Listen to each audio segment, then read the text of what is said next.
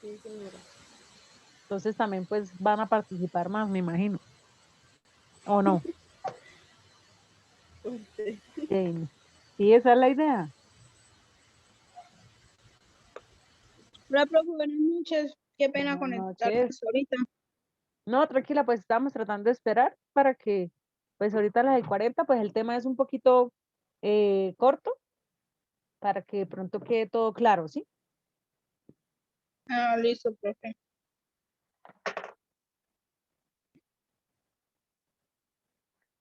La idea, ¿cuál es? La idea era que participaran luego de esta clase en el foro, donde declararan más los temas faltantes, ¿sí? Ujú. Eh, yo vi que Darcy participó. ¿Quién más participó ya en el foro? Profe, yo no he hecho absolutamente nada. Yo creo que hoy que llegue me pongo a hacer eso porque es que, No, pero tranquila, Janie, que el foro, el plazo es como hasta el domingo. O sea, la idea era que ah, participaran después de la clase de hoy. ok, y sí, profe, porque es que nosotros nos hacíamos de almacén y ando pero estresadísima porque mi jefe, según pues, iba a venir a ayudarme y me ha tocado a mí todo sola y pues estaba un poco estresada. Ok, ok. Listo, ya un minutico más, entonces, y damos inicio para, pues, también no dejarnos atrasar. Listo, profe.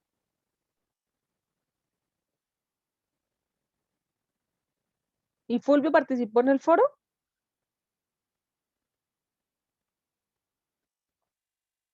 Sí, profe. Ah, bueno, entonces va a estar también participativo.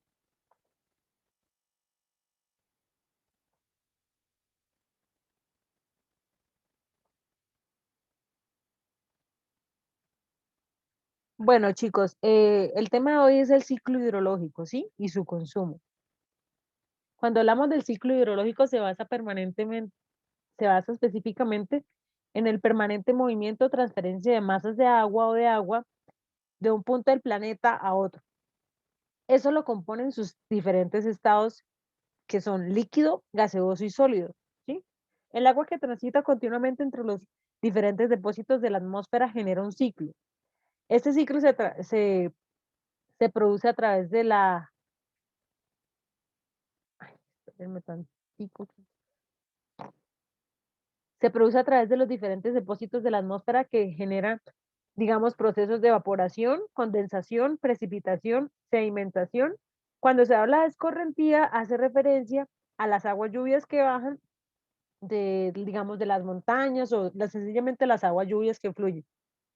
El flujo de la infiltración, que ya es el agua que se infiltra en el suelo, la sublimación, la transpiración, la fusión y las aguas subterráneas. Aquí podemos ver en una imagen cómo funciona el ciclo hidrológico. Vemos como hay una presión de vapor, la precipitación que a la vez, por medio de la lluvia, hace que se infiltre y haga la que es el agua escorrentía superficial, que vaya también a los lagos, a los ríos, y que al final llega al mar, donde por medio de la precipitación o la evaporación hay un ciclo donde hay una transferencia de vapores, ¿sí? Tanto de las montañas como del mar, donde el ciclo del agua es constante, ¿sí? Por eso les decía yo que el agua no es que se cree, ¿sí? El agua lo que pasa es que está en un ciclo constante, pero la estamos contaminando.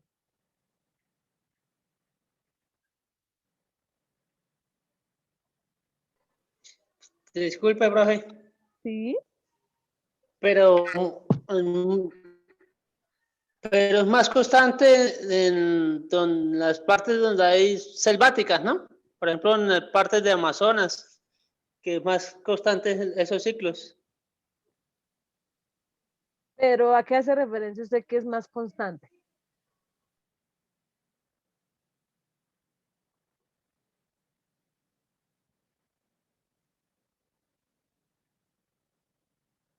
¿A qué hace referencia, Fulvio? ¿A qué es más constante? Sí, porque por ejemplo hay zonas del Amazonas o aquí en el mismo Chocó donde llueve casi todos los días. Ok, usted dice que es más continuo ese movimiento, ¿sí? Sí, exacto, se debe a los árboles, ¿no? Pues en cierta parte, digamos, ayudan como un receptor, ¿sí? Pero, por ejemplo, en esta tablita que les estoy aquí mostrando, vemos cómo se refleja una distribución del agua en el planeta. Porque yo les hablaba de los mares, porque allí está el porcentaje de agua total más grande. Así sea agua salada, es el porcentaje de agua más grande. Y allí es donde hay más movimiento, ¿sí? O sea, es donde se ve más esa transferencia de evaporación y lo que es las precipitaciones, ¿sí? Por lo que hay una cantidad más significativa. Por ejemplo, nada más los casquetes y los glaciares polares tienen 1,74.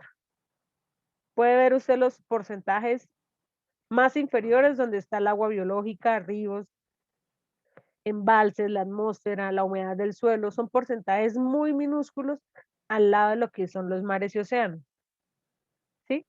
Aunque hay buena actividad, hay, digamos, ecosistemas que ayudan a que se mantenga en buenas condiciones y características el agua, digamos, no son donde se mantiene el porcentaje más alto del agua, ¿sí?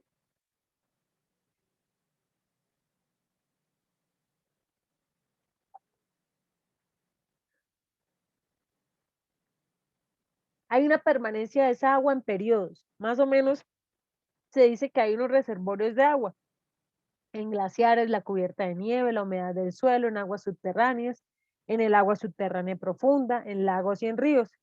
Entonces hay unos periodos de permanencia donde más o menos están, por ejemplo, en los glaciares es en la más alta, perdón, es una de las más altas, que está entre 20 a 100 años, pero las más altas son, por ejemplo, las aguas subterráneas profundas, que son más o menos 10.000 años, el agua subterránea superficial, que está entre los 100 y 200 años, son las que tienen más o menos la permanencia más significativa. ¿Sí? Por ejemplo, ustedes ven que los ríos nada más es de 2 a 6 meses. La humedad del suelo es la más, digamos, la más fugaz, nada más es de 1 a 2 meses. Entonces, teniendo en cuenta también esta permanencia, vemos que allí, pues, podrían variar esas características. Por eso es que, digamos, en los ríos contaminamos tanto.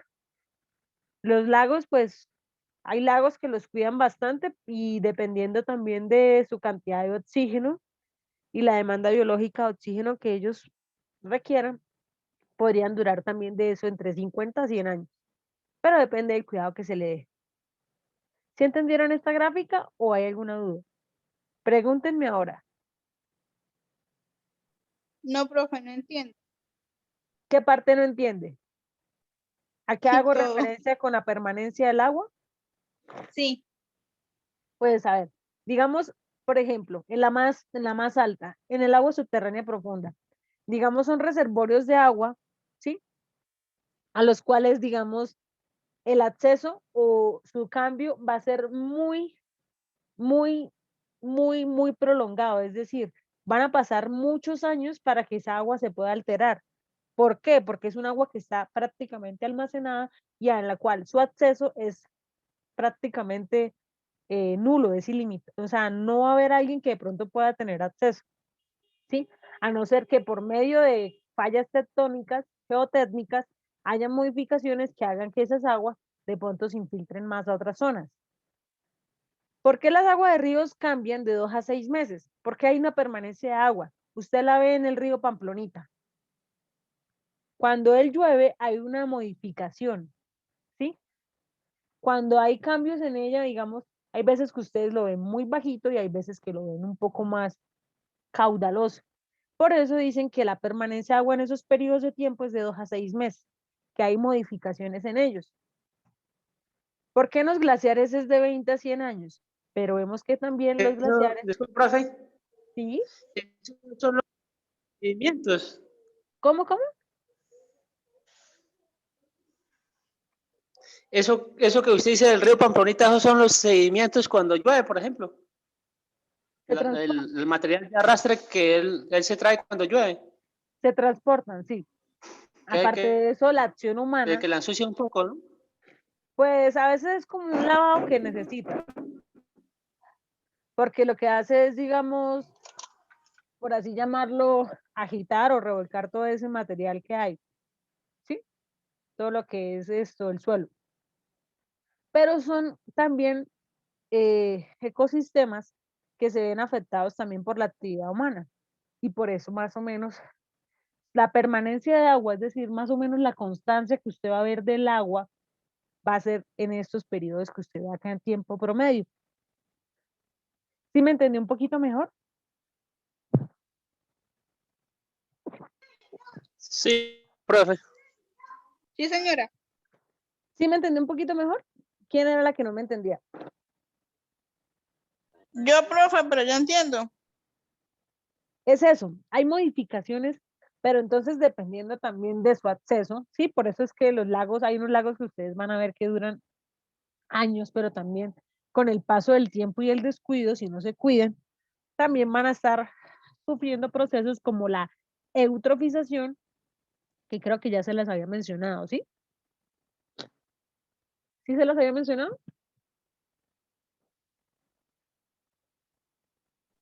No, profe, que yo me acuerde, ¿no? Bueno, la eutrofización es un proceso que está sufriendo no solamente el río Pamplonita, sino otros ecosistemas de agua léntica o lótica. Cuando hablo de agua léntica, hago referencia a lagos, ¿sí?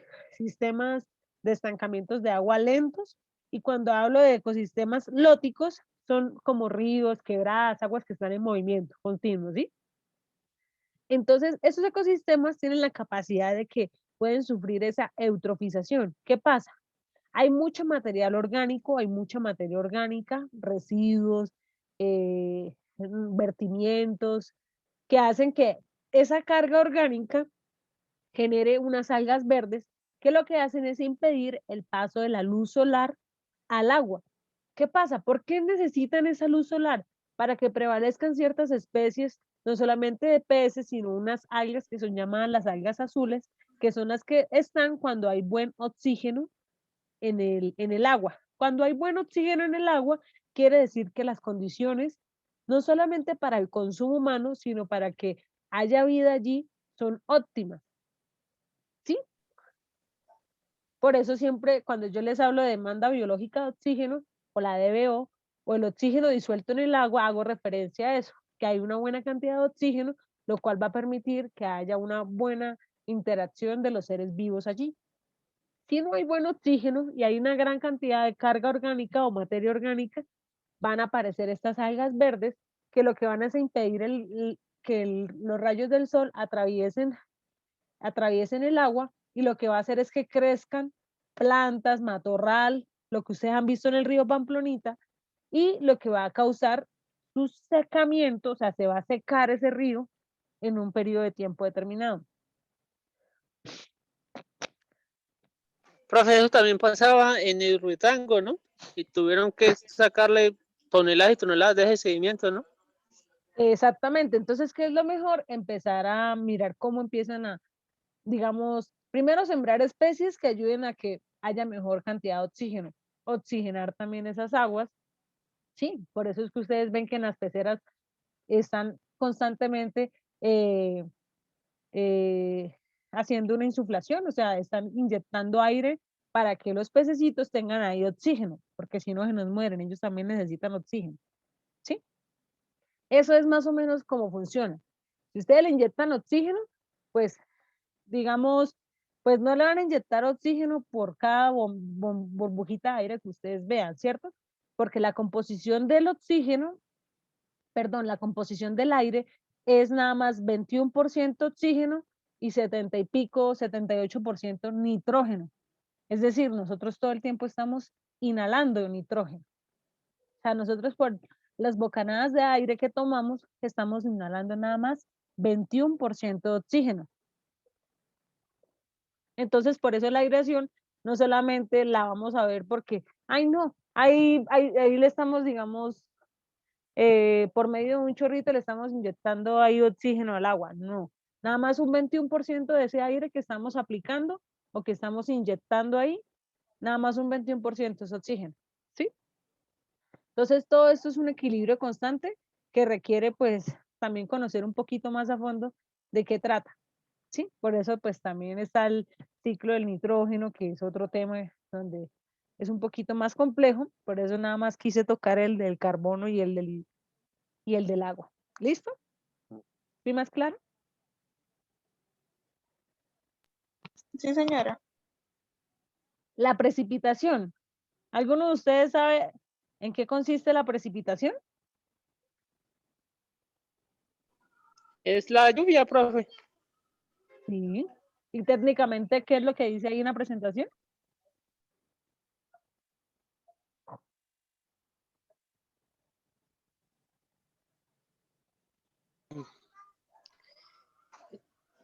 ¿Cómo? Es el agua meteórica que cae en la superficie de la Tierra, tanto en forma líquida, llovizna, lluvia, etcétera, y sólida, nieve, granizo, etcétera. Y las precipitaciones ocultas, ríos, rocío, la helada blanca, etcétera. Ellas son provocadas por un cambio de la temperatura o de la presión de la precipitación. Constituye la única entrada principal al sistema hidrológico continental. Esa es una referencia. Existen diferentes tipos de precipitación, la convectiva, la orográfica y las frontales, ¿sí?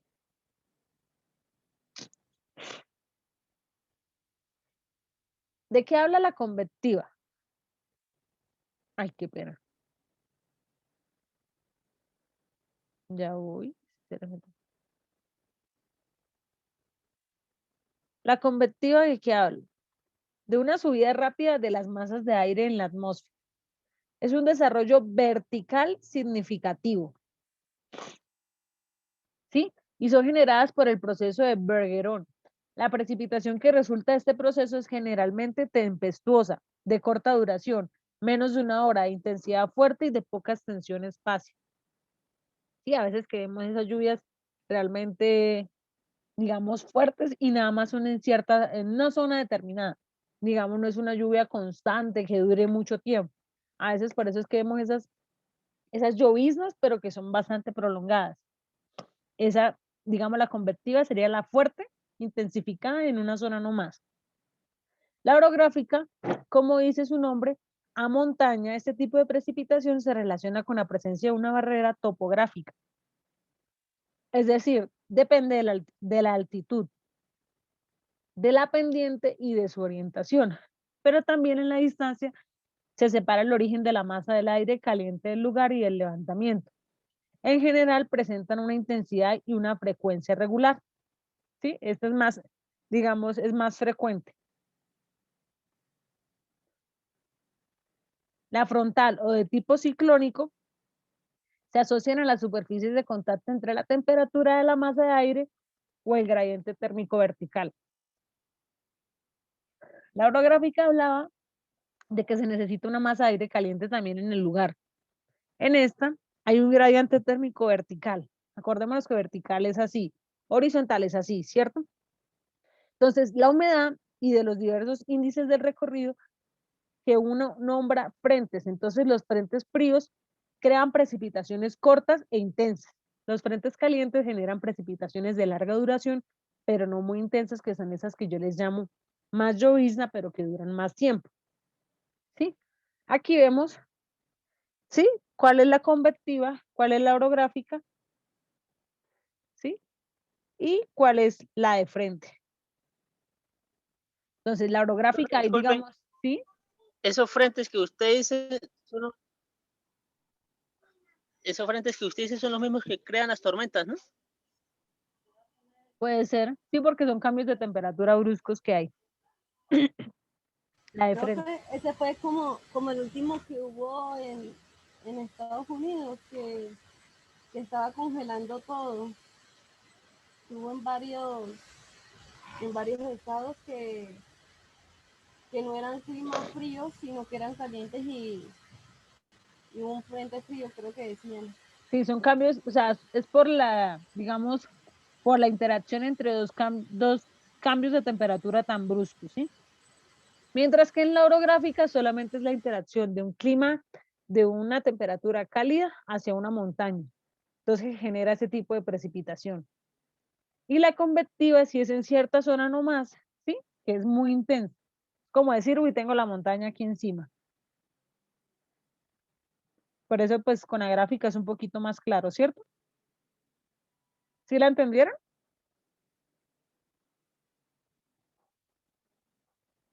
Chicos, Sí, profe. bueno. Esta es la evaporación.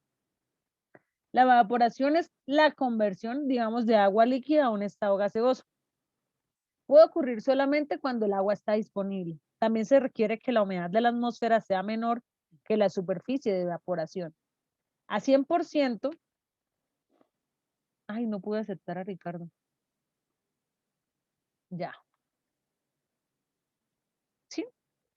Al 100% de humedad relativa no hay evaporación. El proceso de evaporación requiere grandes cantidades de energía, lo que yo les había mencionado. ¿Sí recuerdan? Cuando yo les dije que el intercambio de energía, de calor. Por eso es que es bueno todas esas bases para poder entender estos temas. ¿Sí? El proceso de evaporación requiere grandes cantidades de energía. Por ejemplo, para evaporar 1 gramo de agua a una temperatura de 100 gramos, 100 grados Celsius, se requieren 540 calorías de energía de calor. O sea, más o menos son 600 calorías a 0 grados centígrados. Si ven que nada más para 1 gramo de agua. Entonces, realmente para evaporación se requiere un intercambio de energía bastante significativo. ¿Sí más o menos entendieron? ¿Sí saben cuál es la evaporación? Sí, profe. ¿Cuál es? Díganmela con sus palabras. Y para evaporar, por ejemplo, agua en la estufa se necesita cierto grado de temperatura en la olla, ¿no? Hace Sí, referencia como a eso también, ¿no? sí.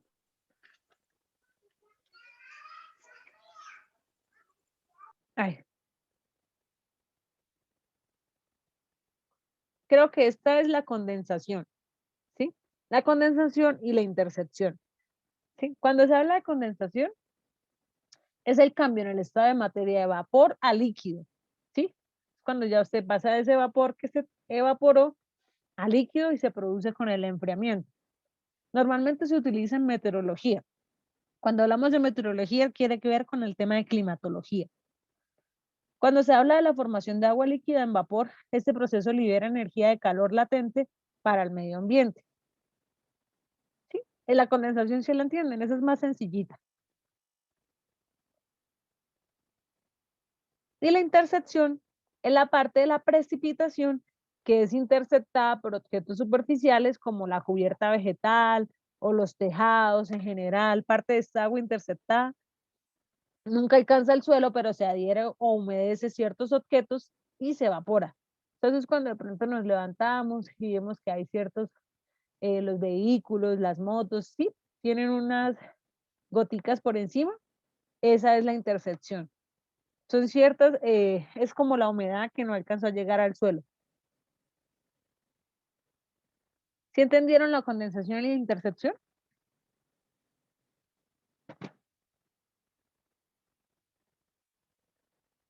¿Sí la entendieron? Sí, profe. Esa es sencillita. Sí. La transpiración. La transpiración es la evaporación, ¿sí? A través de las hojas. Es un proceso ya fisiológico de alimentación de las plantas. Se efectúa mediante... Profe, escucho entrecortada la llamada. ¿Los demás me escuchan o también me escuchan entrecortado?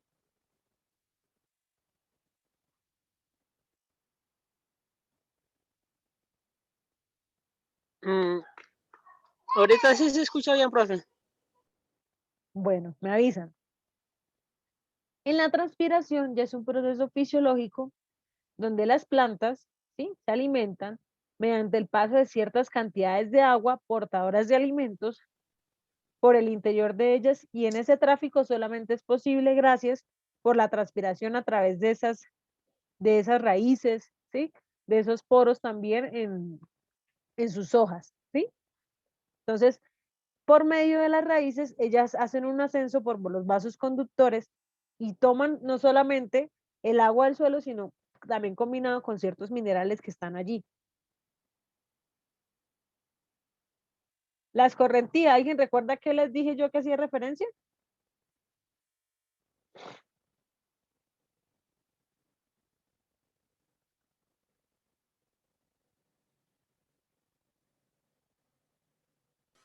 La lluvia Ujú, que va por las montañas, que baja por las montañas. exactamente, como por donde fluye el agua lluvia, ¿sí?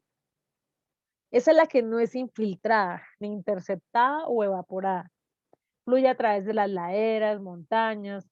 La infiltración y la humedad del suelo son interactivas entre sí, por tal motivo se debe tener cuidado en seleccionar el modelo adecuado para cada caso. Sí, sí, o sea, en cierto punto cuando llueve, una parte va, fluye como escorrentía, otra parte se infiltra, otra parte queda como humedad, ¿sí? Entonces hay ciertos porcentajes ahí que hay que tener en cuenta.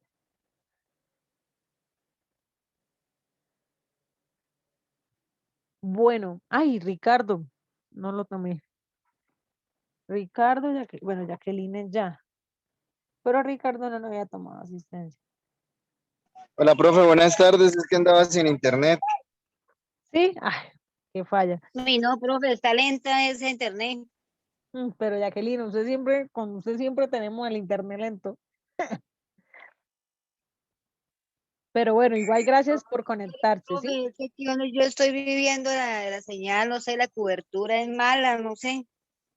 Sí, tranquila. Bueno, chicos, me quedan menos de 10 minutos, ¿sí?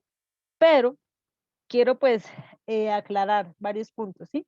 Yo vi que ya varios participaron en el foro. La idea era que a partir de la clase de hoy participaran y las dudas que tuviéramos, y qué pena, las aclaráramos. Yo sé que ya varios consultaron, no sé si tienen alguna pregunta, si les aclaré algún tema. Traté de ser muy básica con el tema del ciclo hidrológico para no entrar de pronto a confundirnos ni a enredarnos. Quiero aclarar lo del parcial. El parcial va a entrar hasta el ciclo del carbono, ¿sí? O sea, no va a entrar lo de reciclaje. El parcial es la próxima semana. ¿Sí estamos ok? Sí, sí, señora. O sea que el partido bien. Sí, yo creo que sería para de hoy en 8. Yo el fin de semana lo subo. Ya lo tengo listo, pero pues quería, no va a entrar lo de reciclaje. El reciclaje lo dejamos para el segundo, ¿sí? O sea que entraría lo del SINA, lo de ecología, las problemáticas ambientales, el ciclo del carbono y ¿qué más? No sé si eran esos 4 nomás. Creo que Ciclo eran esos. hidrológico. No, pues no les iba a meter el ciclo hidrológico, pero pues no, nada más lo había dejado hasta ahí, sí. Esos que le mencioné. SINA, ecología, problemáticas ambientales y lo de ecosistemas y el ciclo del carbono. Ya lo del ciclo hidrológico sí lo quería dejar de después con reciclaje, contaminación atmosférica y lo de cultura ambiental. Sí, era eso, chicos. Yo ya igual les había calificado, pero no he revisado lo del foro. Califica ahí unos informes que estaban pendientes ¿y qué? Y sí, revisé eso. Les dejé ahí unas observaciones para los que quieran revisar. Lo que sí quiero también alentarles es para que hagan pues sus trabajos a conciencia. Tengo muy en cuenta el tema de sus participaciones en la clase. Estoy tomando asistencia también. ¿Qué más sería? No, pues la clase de hoy era más cortica, más sencillita. No sé si tengan otra pregunta acerca del parcial, acerca de las actividades, acerca de la clase de hoy. Ricardo, no sé si tenga alguna pregunta. Yo sé que llegó hasta ahorita, pero pues si la tienen, pues estamos aquí para escucharnos. La idea era también que participaran. Hay que tener muy en cuenta que pues los ciclos, el hidrológico, el del carbono, el del nitrógeno, son ciclos que igual, como les mencionaba, son indispensables para los seres vivos. Y en eso nos incluimos nosotros como seres humanos. ¿Sí? Sí. Y es, sí, Fulvio. No, que eso había notado a lo último en el foro. Ah, en la participación que tuvieron, Sí. porque ¿qué fue lo que más le La llamó la atención? afinidad con lo corporativo en la clase de hoy. Sí, esa era la idea. Por eso, pues, también quería saber si tenían alguna pregunta, si algo no les quedó muy claro.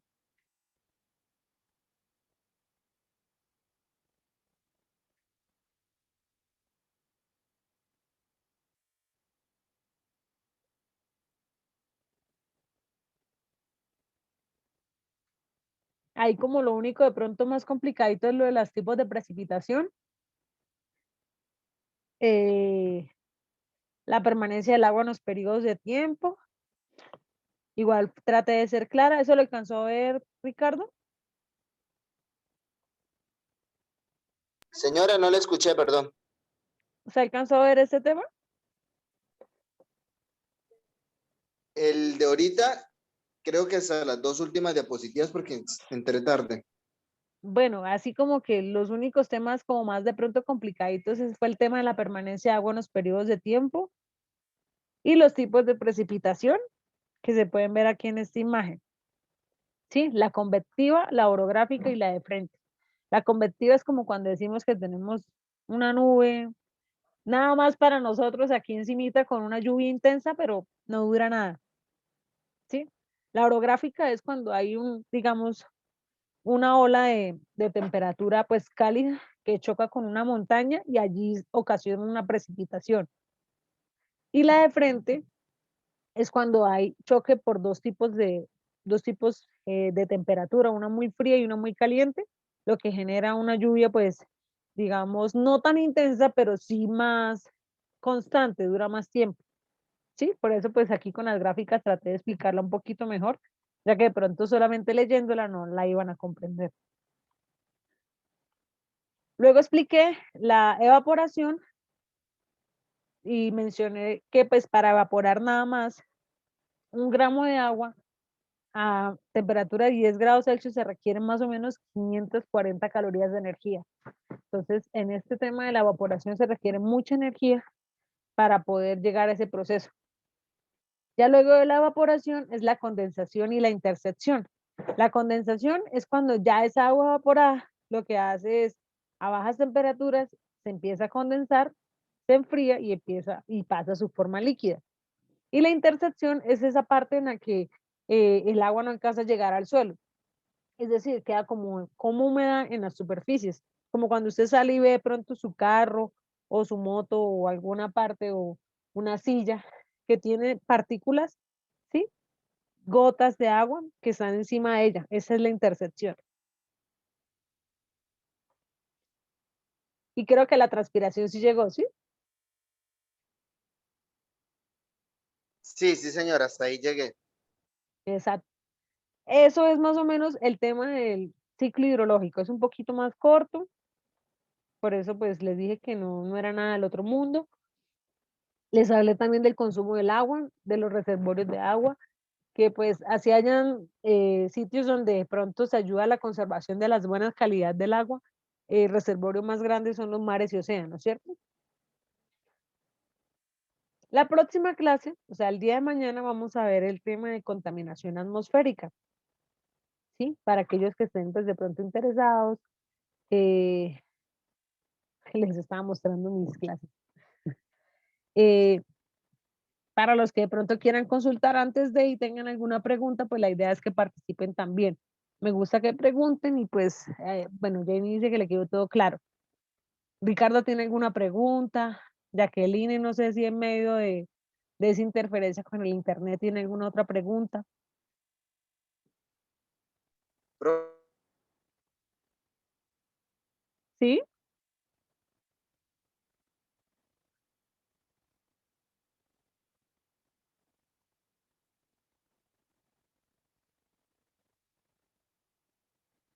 Sí, Ricardo. Profe, usted remite ¿La presentación? Sí, sí, sí, tú compartes la presentación, ¿cierto? Sí. Y yo les decía que pues el parcial va a ser nomás con el tema del SINA, ecología, los de problemáticas ambientales y ecosistemas y el ciclo de carbono. Lo de reciclaje no entraría. Reciclaje lo dejamos para el segundo. ¿Listo?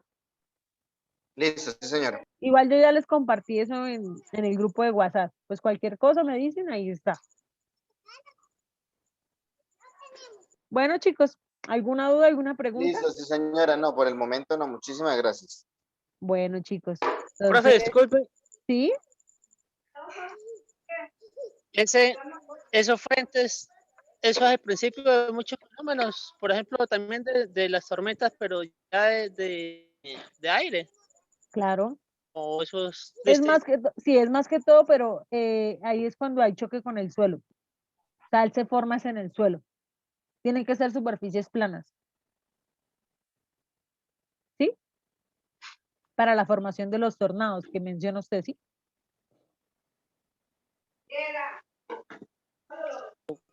o esas tormentas, por ejemplo, como vendavales, que es lo más común aquí, ¿no? Pues ya son corrientes de viento. Ya sería diferente porque sabemos también que pues hay unos corrientes de vientos, sí, eso se mira con el tema de la rosa de los vientos, sabiendo la dirección, donde hay espacios, sí, por ejemplo, usted se para en medio de dos edificios, ¿Dónde sale el jamón y el queso? ¿Usted dejó la bolsa?